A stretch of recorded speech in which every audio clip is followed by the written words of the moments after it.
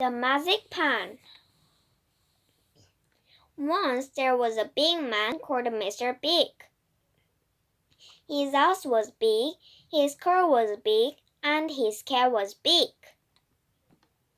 One day, he tried to write a letter and he broke 10 pens. I need a big pen, said Mr. Big. Mr. Big went to the store to get a big pen. But the man in the store forgot the ink. I will make my own ink, said Mr. Big. He mixed it and he mixed it and he mixed it. Then he put in lots of water. Mr. Big filled up the big pen with his ink and said, "What shall we write?" His cat said, "Write mouse." So Mr. Big wrote mouse. Suddenly a mouse ran over the paper.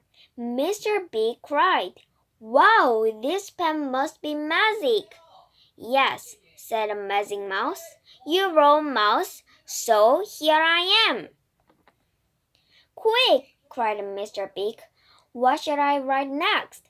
"Fish!" cried Mr. Big's cat. "Cheese!" cried the magic mouse. No, said Mr. Big. "We must not waste the ink. Now let me think." Then, with a shy smile on his big face, Mr. Big wrote Mrs. Big. Suddenly, the doorbell rang. There stood a woman who was as big as Mr. Big.